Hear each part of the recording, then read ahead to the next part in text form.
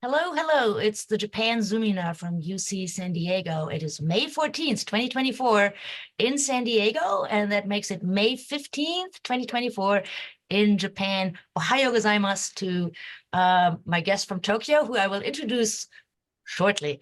I am Noriyuki Shikata, a professor and director of the Japan Forum for Innovation and Technology here at UC San Diego at the School of Global Policy and Strategy. That's right, we are GPS, a school founded in 1987 to study Japan. It has evolved since then and now has grown to 46 core faculty and over 400 students. We offer 8 degrees, including a Master of International Affairs with a Japan specialization and a Master of Public Policy. If you're interested in our offerings, please visit gps.ucsd.edu. And JFIT is our Japan forum, our Japan center, and we do a lot of fun things here. If you're interested in getting involved with JFIT, look us up. We're at jfit.ucsd.edu. Today, our events are recorded. The Japan Zoomina is, and there are 2 implications of that. The first is you are invited to please type any questions you might have into the Q&A box. And to protect your privacy, I will refer to you only by your first name. If you don't want that either, you can just type in no name, and I will just not mention it at all. On the good news side, we have a library called the JZ Gallery, and you can find links to our past events at our website at JFIT, jfit.ucsd.edu/Zoomina. And so it's time to introduce my guest today. So let me stop this. And here is Shikata-san. Hello, good morning to Tokyo. Good morning from Tokyo. It's really great to have you. It's my great honor to have you. We were just discussing, you are the first guest from the Prime Minister's office. So let me introduce you, and I hope I get this right. And if not, by all means, feel free to correct what I'm saying. So Mr. Noriyuki Shikata is the Cabinet Secretary for Public Affairs under Prime Minister Fumio Kishida. And he's moved in the Prime Minister's office for this particular job in October 2021. So he's been doing this for 3 years. Prior positions include the Assistant Minister and Director General of Economic Affairs at MOFA. So Shikata-san is a career MOFA bureaucrat who's currently at the Prime Minister's office. Previously, he was at the Embassy of Japan in China. So he lived in Beijing from 2017 to 2019. Interesting times. He has been in charge of Asian and Oceanian affairs at MOFA, spent some time at the Embassy of Japan in the UK, London. I don't know whether that was probably before Brexit, but still very interesting times. He has served as the Director of Global Communications in the Prime Minister's office before, and also spent a mission to the OECD and IEA in Washington, D.C. He's been a visiting professor at the Kyoto University School of Law and an associate of the Harvard University Program on U.S.-Japan Relations. So spent some time in Boston as well. He earned an MPP from the Kennedy School at Harvard. And you're forgiven for going to our competitor. That is great. He's also the winner. He's also the winner of the gold standard for political communications, and I can only say that is so well reserved. Shikata-san, it's my great honor to have you here with us today. Well, thank you very much for inviting me to this webinar. Yes. All right, so you've brought some PowerPoint, so shall we just jump in? And let me see, I will do the share here. So here we go. So the audience can now see those. And why don't you start us out with walking through some of the priority policies of the Kishida administration.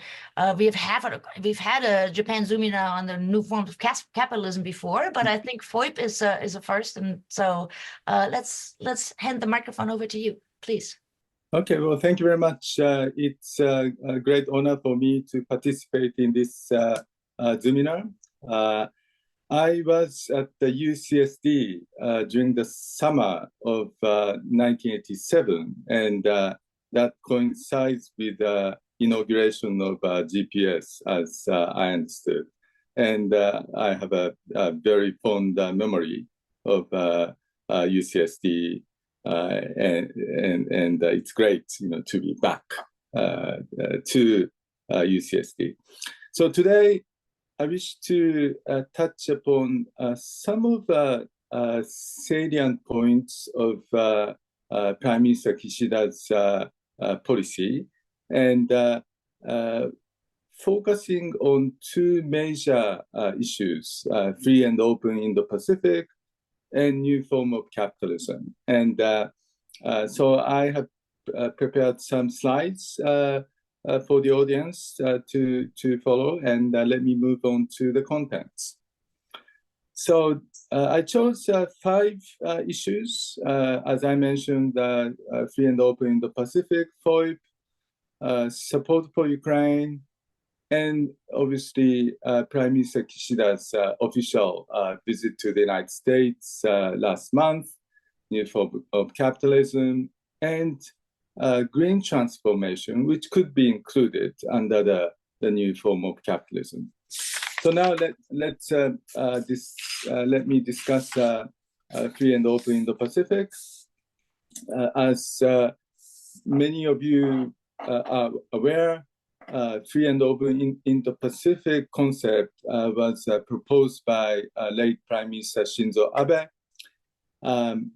He officially announced this concept at the occasion of TICAD, the African Development Conference that was held in Kenya, Nairobi, Kenya, as I recall, during the summer of 2016. When we talk about Indo-Pacific, we are talking about, as this map shows, the Indian Ocean and the Pacific Ocean. So the reason why Prime Minister Abe proposed this concept in Kenya is that the free and open Indo-Pacific covers as far as to Africa, especially eastern coast of Africa.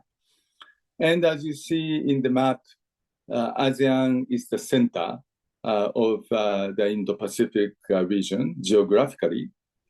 So when we look at what we focus in Asia, is issues like promoting quality infrastructure development, as Japan's ODA program has been focusing on supporting creating a quality infrastructure, facilitating trade and investment, and connectivity across ASEAN region. And when you look at the Africa portion, Japan has been supporting nation-building efforts in the African countries, respecting the ownership of African countries.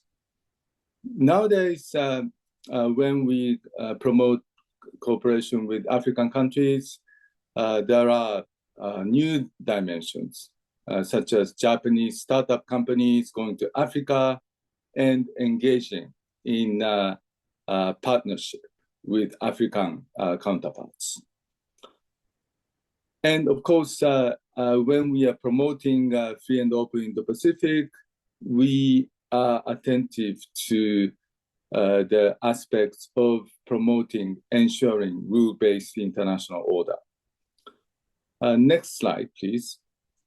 So Prime Minister Kishida has been promoting FOIP, and this was made more concrete at the time when he visited Delhi, India, in March of last year.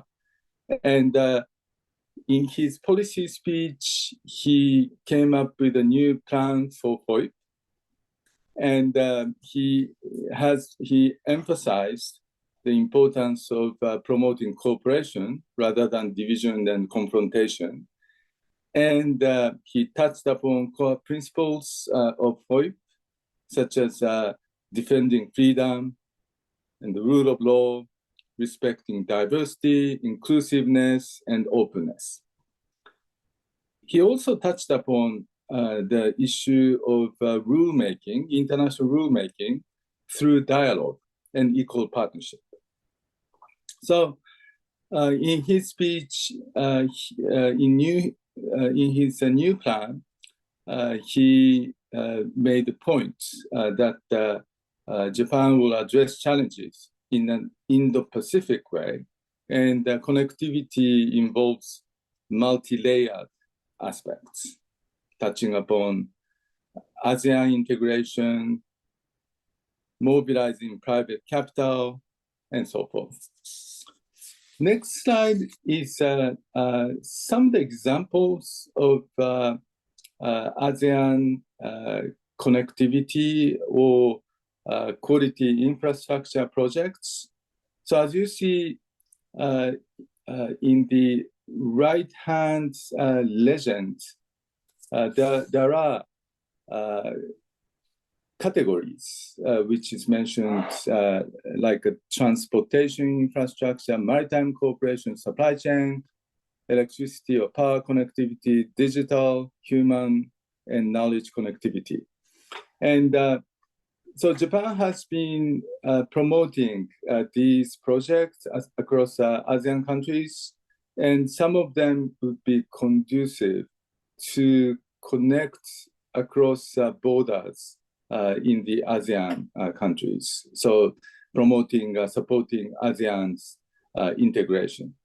And also there is an aspect of when we are promoting public transportation, it would address, for example, pollution issues of megacities in ASEAN countries, or supporting ASEAN countries achieving climate change policy goals. Next slide touches upon the promoting connectivity between India and Bangladesh, with a focus of connectivity between northeastern region of India and Bangladesh. And there's reference to the development of industrial value chain connecting the Bay of Bengal and northeastern region of India. This is a long-term project, and when northeast region of India would be connected with Bangladesh, where Japan has been working on introduction of the Dhaka Metro.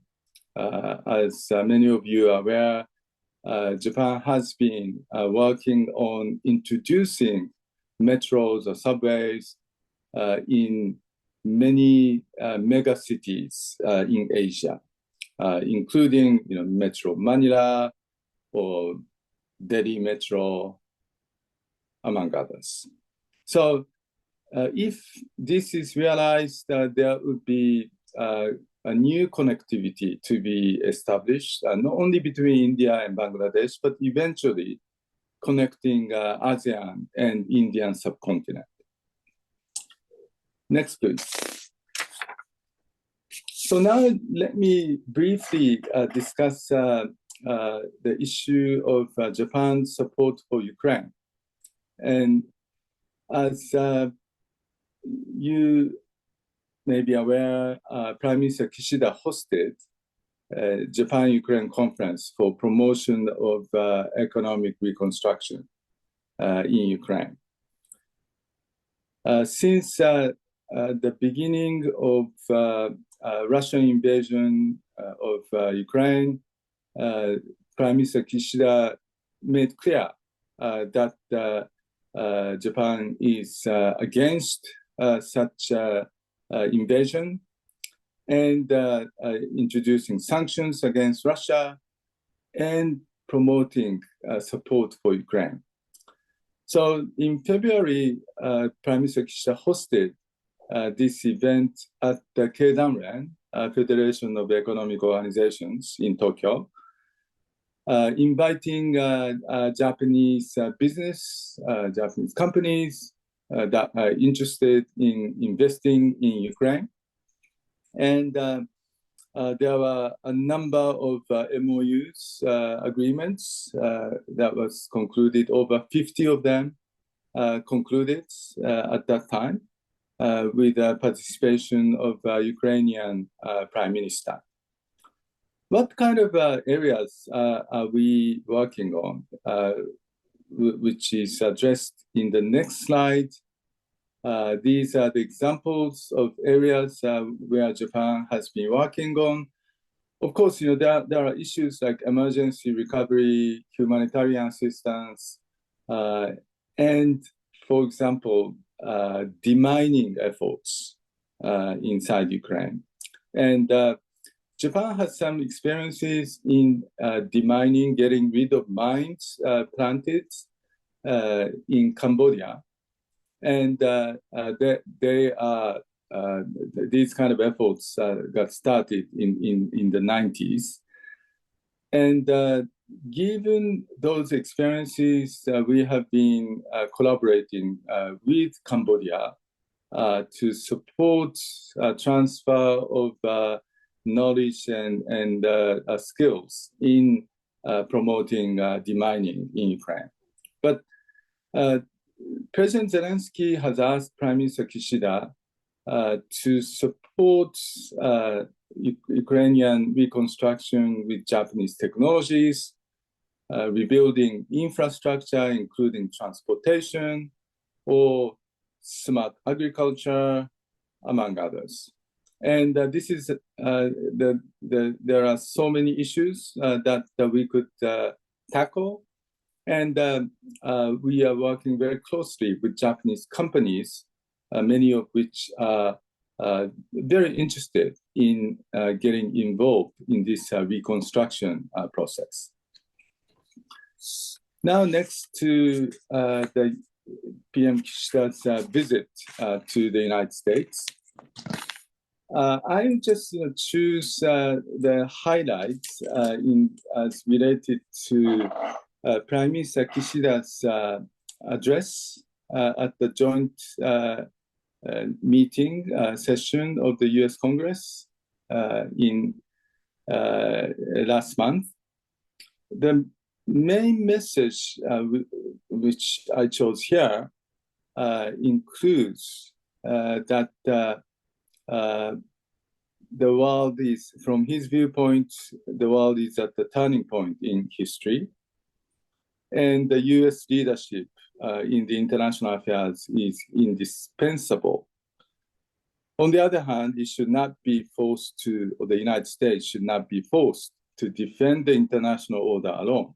Japan stands with the United States to ensure the survival of liberty, not only for the people of the United States and Japan, but for all the people. So he emphasized the point that the United States and Japan are and will remain global partners for the future based on firm alliance and enduring friendship. I chose some of the points made by PM Kishida in his speech. And next slide is some of the quotes from the US members of Congress as related to US global leadership or international security, which mentioned Prime Minister Kishida's address. So, for example, the second quote by Senator Mitch McConnell says, do our colleagues share the view of the Japanese Prime Minister that the leadership of the United States is indispensable, or would we rather abdicate both the responsibilities and the benefits of global leadership? Or Senator Grassley says the Japanese Prime Minister spoke movingly about the role of American leadership in championing freedoms and fostering the stability and prosperity of nations like Japan, with allies like Japan and many countries in Europe stepping up the free world has never been stronger or more united. So there may have been some influence by Prime Minister Kishida's speech on the maybe voting behavior or the mindsets of the members of US Congress. Of course, this is from the viewpoint of strengthening our alliance. So now let me move on to new form of capitalism. The next slide is an official kind of slide that I put together, combining different aspects of Prime Minister Kishida's priority policy agenda items. Starting with the upper right hand, digital garden city nation. As you may know, garden city movement started in the UK, especially in London, around 1890s. And the garden city concept was introduced to Japan, I guess, around 1910. And that concept was influencing Japanese, especially city planning, like Tokyo and Osaka, in my understanding. So when you come to Tokyo, there is Dengen Toshisen, or there's an area in the western part of Tokyo, to the west from Shibuya, Dengen Chofu. And my understanding is that this garden city movement coming from London after industrial revolution probably influenced Japanese city planning that led to the current Dengen Toshisen. So garden city was translated as Dengen, which is rice paddy. And in Osaka, with a combination of urban transportation, Hankyu or Hanshin, Takarazuka, so new city created along the line of the urban transport or the residential area like Asia. Next one is economic security. Of course, we have been discussing these issues at the G7 Hiroshima Summit, which Prime Minister Kishida, as chair of G7 Summit, he decided to discuss among G7 members. Most recently, when PM Kishida went to OECD, he was also touching upon this issue as well. Climate change, promoting clean energy is something which is obviously a very important agenda item. When we discuss new form of capitalism, in my understanding, PM Kishida wants to address three major issues. Number one is income disparity among the population, the rich and the poor gap. Number two is addressing gap disparity between the center, which could be Tokyo, and the rest of the country, the countryside, with a digital garden city nation initiative, with use of digital or IT technologies. And the third issue is climate change. So when he discusses new form of capitalism, he has made points that there are issues, social issues, that we face under capitalism, under democracy, and how could we update our capitalism to address those emerging social challenges facing us. So, of course, we need innovation, and how could we, for example, promote social service in the region where there is declining population. So there could be the use of a mobile clinic. We have already mobile pharmacy that was deployed in the Noto region after quake. So there could be various ways that mobile clinic could be equipped with autonomous driving. So these require a new innovation, and so innovation is very important. Next slide, please. PM Kishida made a speech last autumn at the conference named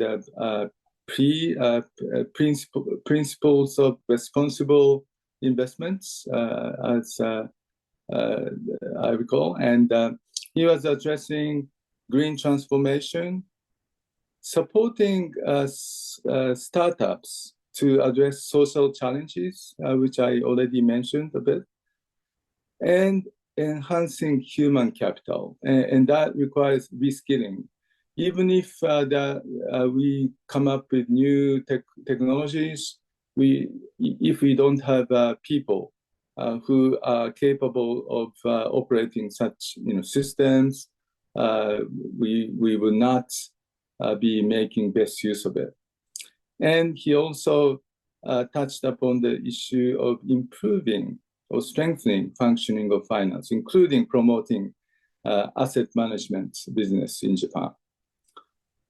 Next slide touches upon emerging cooperation between Japan and the United States, involving IT companies like Google, IBM, and Tokyo Electron, and US and Japanese universities. And this is focusing on the cutting edge technology areas, emerging technologies such as quantum science, semiconductors, among others.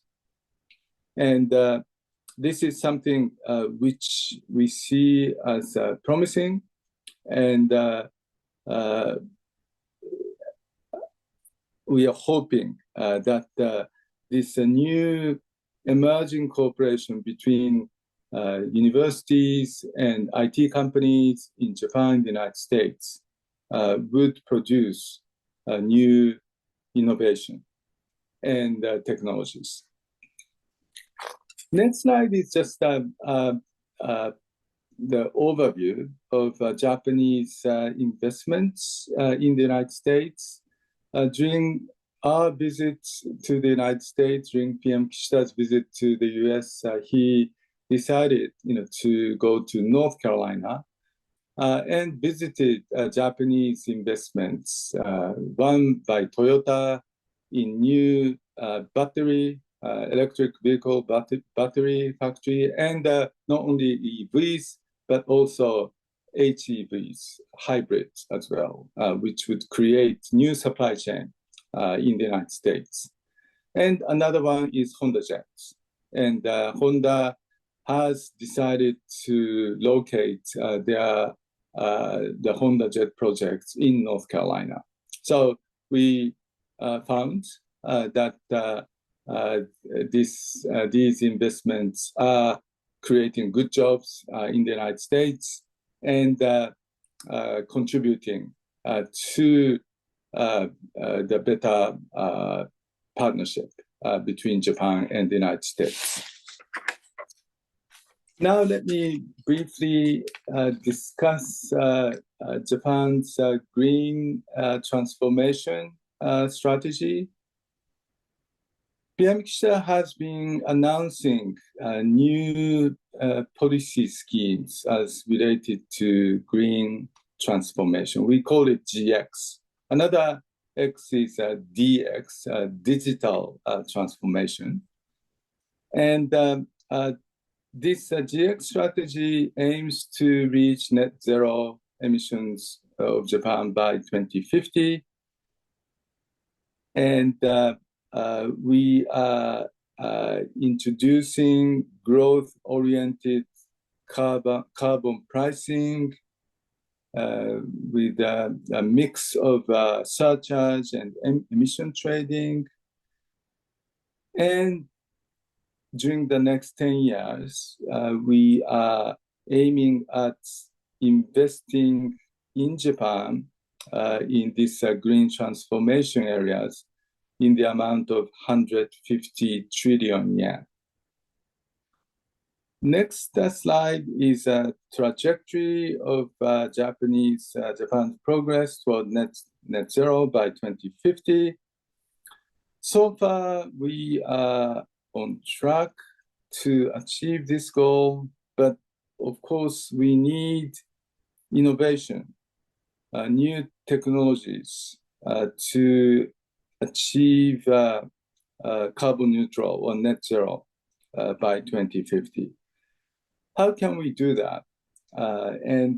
Next slide illustrates the Japanese government's kind of a numerical target in terms of investments according to various areas. We try to be comprehensive in terms of contribution to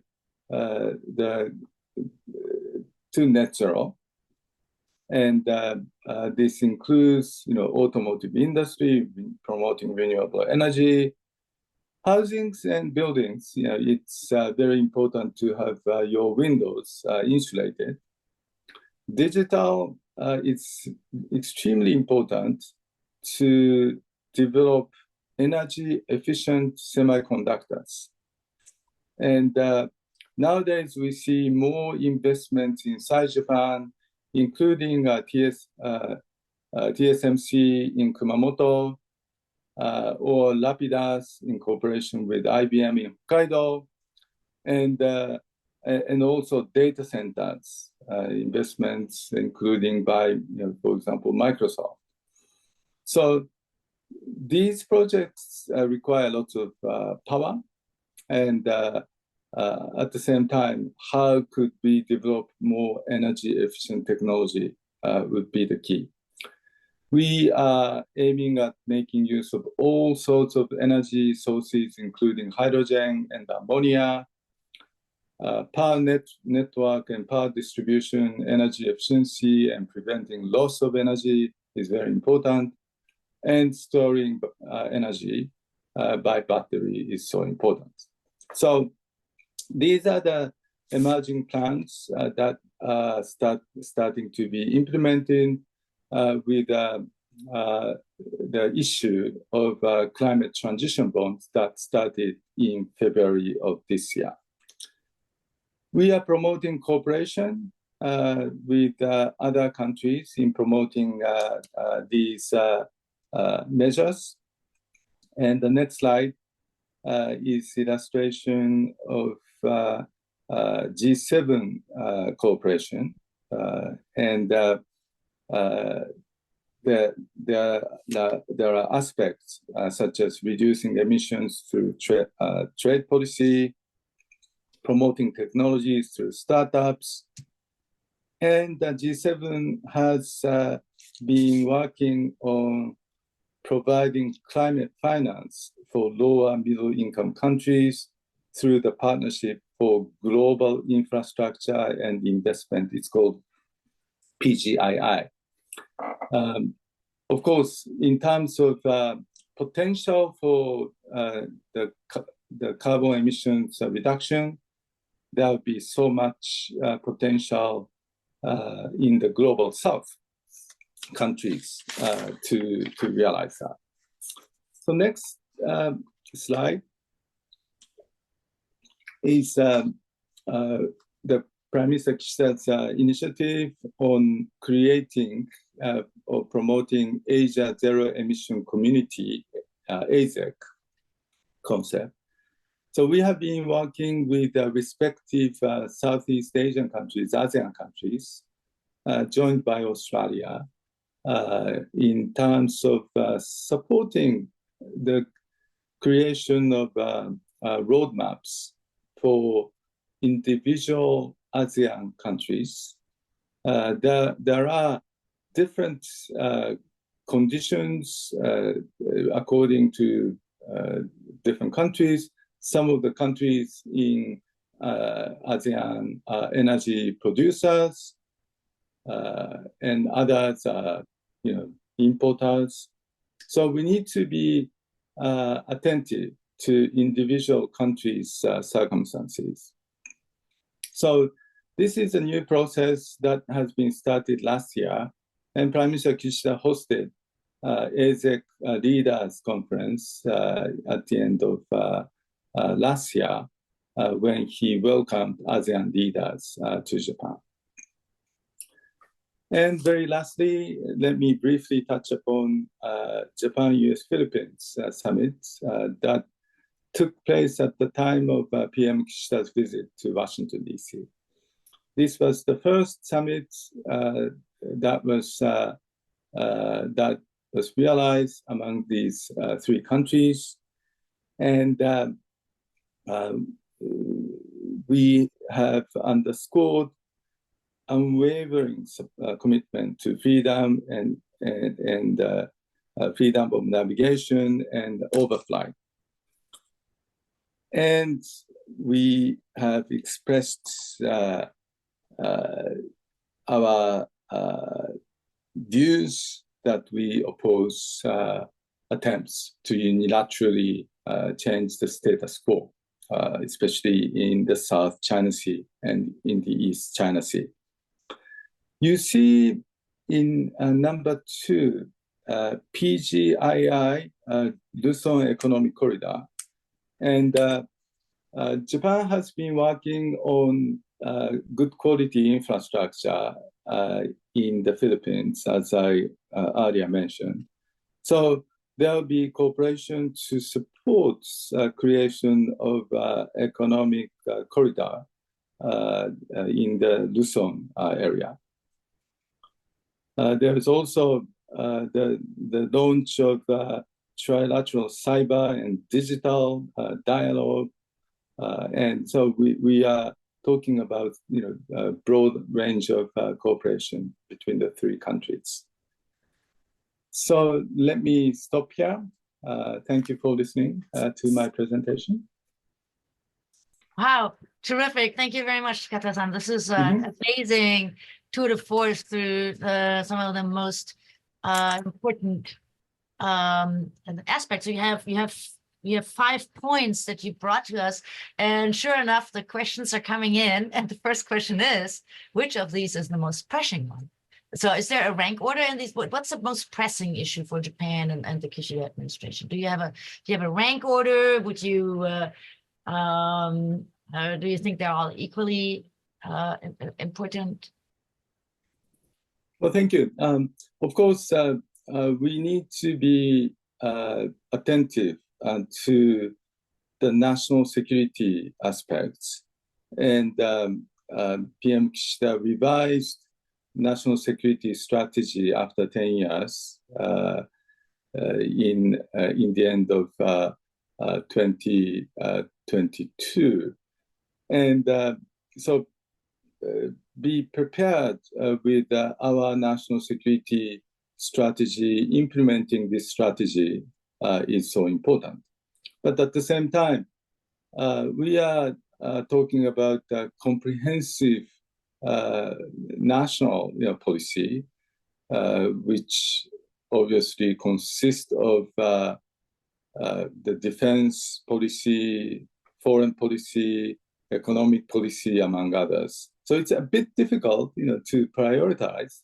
But for today's purpose, I chose some of the issues which may be of interest to the American audience or Indo-Pacific audience, which obviously UCSD, has been attentive to.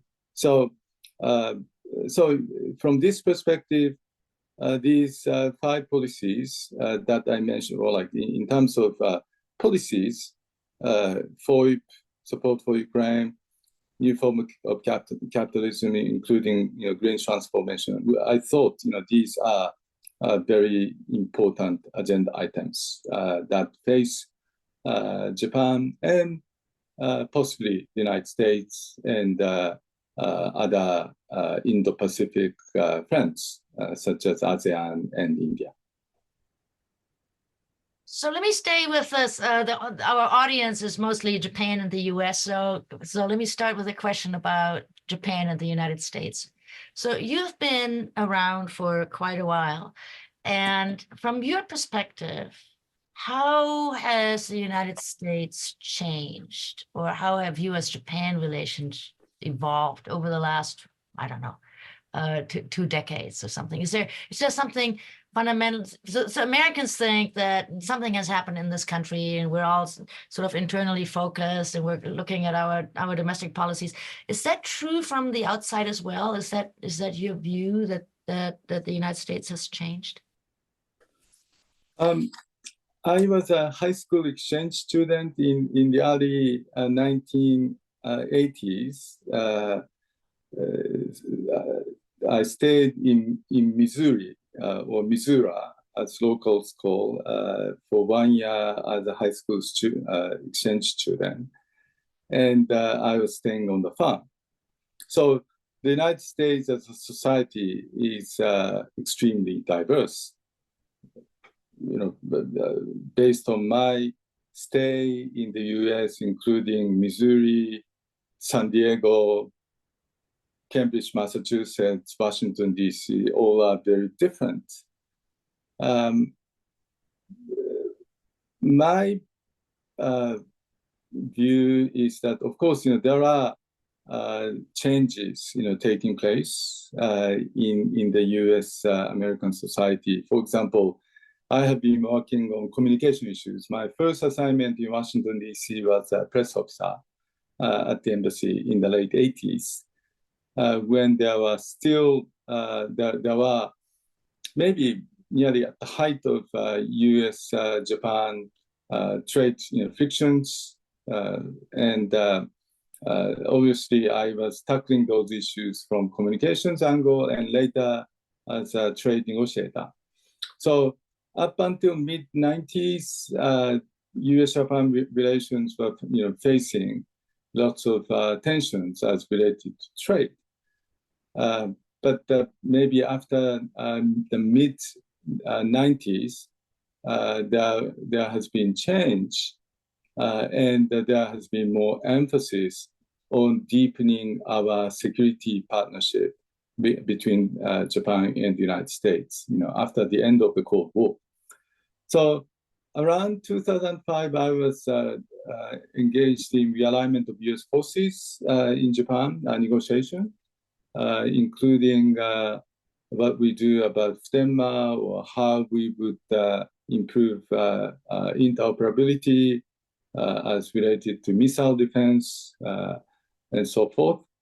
So we were in the process of how we could deepen our security cooperation between the two countries. And that has continued with the transformation of U.S. forces, including the creation or renaming of Indo-PACOM, Indo-Pacific Command.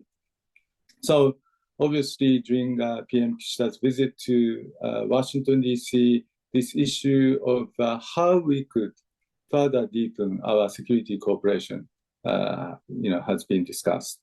So there are aspects, that have been changed, but we trust in, American democracy, and the fact that the U.S. Has been the major player in innovation under democracy is the source of the inspiration for us. And this is something we wish to learn from each other in promoting, for example, startup, ecosystem. Great. Yeah. So this takes perfectly into a number of questions we have. Let me stay with the security matters for a moment. Santiago wonders about the recently inaugurated Official Security Assistance, OSU. OSA, I'm sorry, Official Security Assistance. Are there historical continuities to past defense cooperation? So, for instance, special procurements or checkbook diplomacy or something. Or what is new about OSA? And do you have a roadmap for how that's going? Or does Prime Minister Kishida have a roadmap for how that is going to develop? So this new category of our assistance called OSA, Official Security Assistance, is something new, which just started last year. And the first country that we decided, we agreed, to extend this OSA was with the Philippines. And so in this case, Japanese government extending, providing the coastal surveillance radar to the Filipino Navy. And this is something new, which we have not, extended military assistance to other countries after the end of the World War II. And so next in line was, for example, countries like Malaysia. Of course, this requires the bilateral coordination prior to announcement. And we are starting to engage with other countries, that we would extend OSA. And I don't think, we have come up with a specific roadmap for this. Partly because this requires the prior bilateral coordination agreements on the recipient side regarding what Japan would offer, for example. Great. Yeah. So one follow-up question on that. My colleague Christy, who is a political scientist, asks a complicated question that we may have to explain a little bit more in detail. She writes, Japan is being considered for participation in the AUKUS Pillar 2. And so maybe we can explain what the AUKUS is. That includes many different areas such as AI, cyber, hypersonics, etc. So if Japan were to pursue this opportunity, could you comment on what might be some specific areas that Japan is interested or well suited to bring to the AUKUS partners? Okay.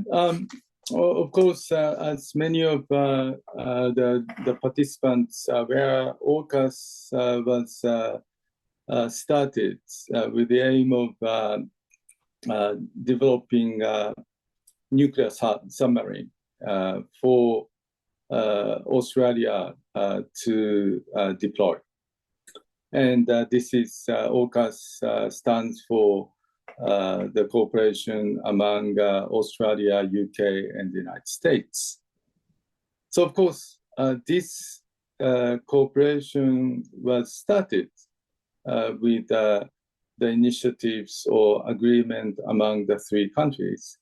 And obviously, we are not officially part of AUKUS, and so we are not official member of AUKUS. And as has been reported, there seems to be Pillar 2, which goes beyond the development of a nuclear submarine.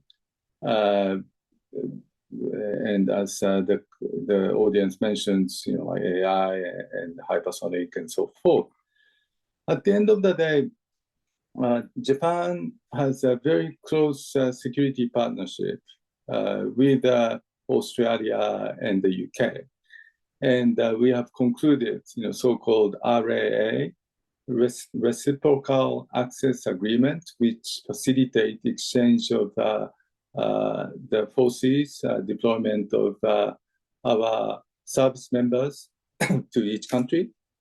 So there is, and also there have been bilateral agreements on transfer of military technologies between Japan and the UK and Japan and Australia. I was involved in concluding Japan-UK agreement, and so in this case, from this perspective, there is deepening cooperation among Japan, US, UK, Australia. But of course, as related to AUKUS Pillar 2, I don't think there has been the kind of specific agreement, that has been reached, and this requires probably consensus among the three countries of AUKUS. So I like that question because it just shows how broad this whole and complicated this whole matter is. You mentioned innovation, and we have two questions on innovation. And so this goes to Prime Minister Kishida's new form of capitalism. We have questions from Jack and Robbie, and I'll read both of them because they go together. There's Prime Minister Kishida announced a new innovation center in Tokyo in Ebisu. And he'd like to know what the status of that initiative is and whether universities will be involved. And then while you think about that answer, let me read Jack's as well, because the question here is entrepreneurship, innovation, technology are all important for company formation.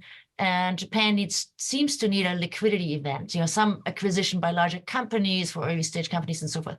So the question is, how is Prime Minister Kishida thinking about this issue of encouraging company formation and creating, more innovation? And that's a question that's near and dear to my heart. So I wanted to give you an opportunity to talk about both of these things.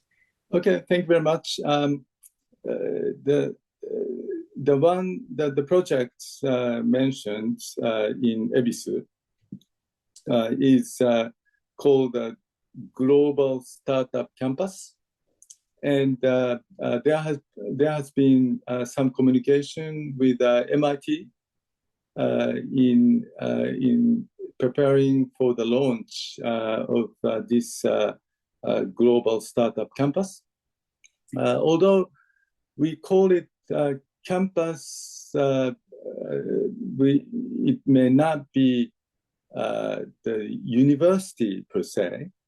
And we have identified the space with the land, property, and we are planning to construct a new site, which will be conducive to promoting innovation with the international cooperation, especially with US universities and researchers.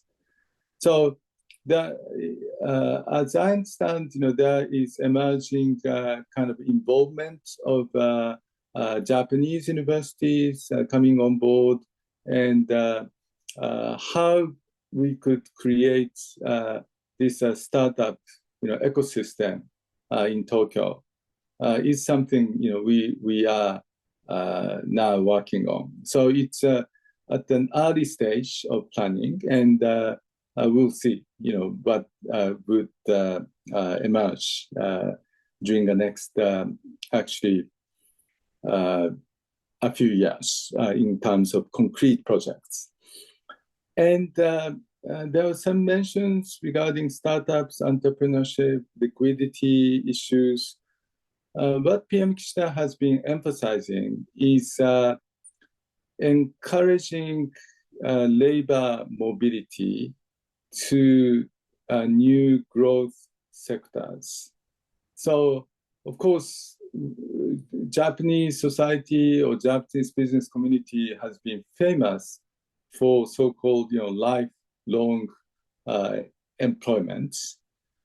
And this system is starting to change.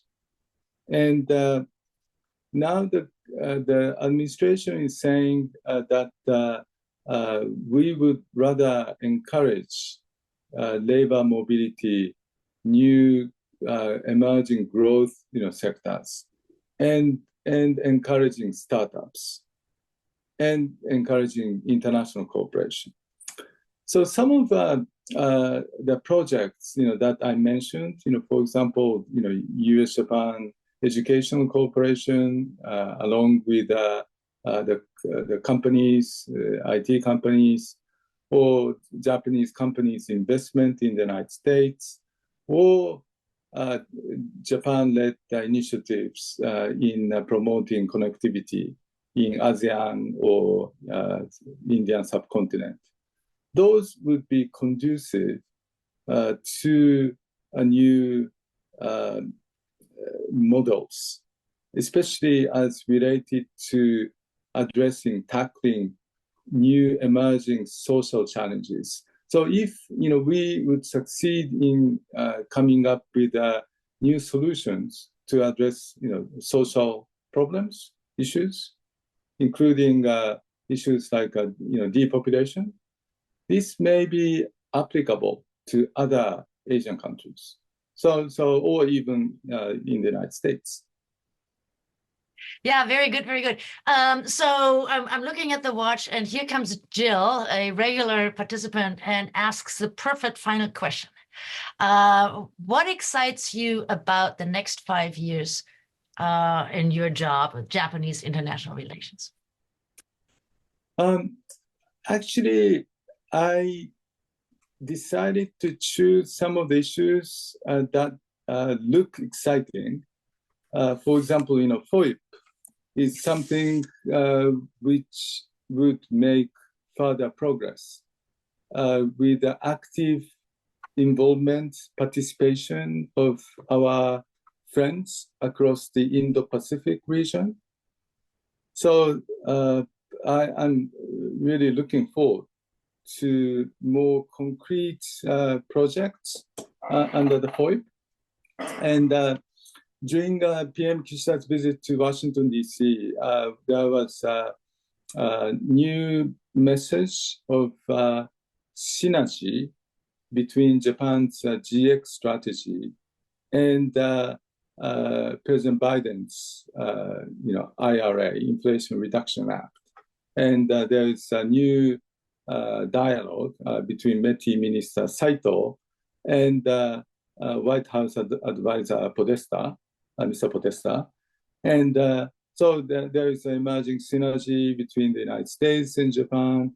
And as I mentioned, Japan has been proactive in supporting green transformation of Asia.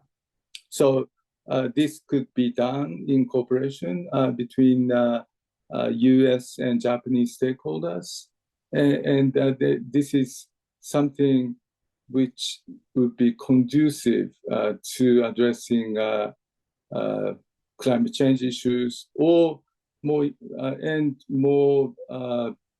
concrete problems is, for example, pollution in mega cities in Asia, which still exist in many of mega cities across Asia. And if we could address, those issues, that would be extremely, important.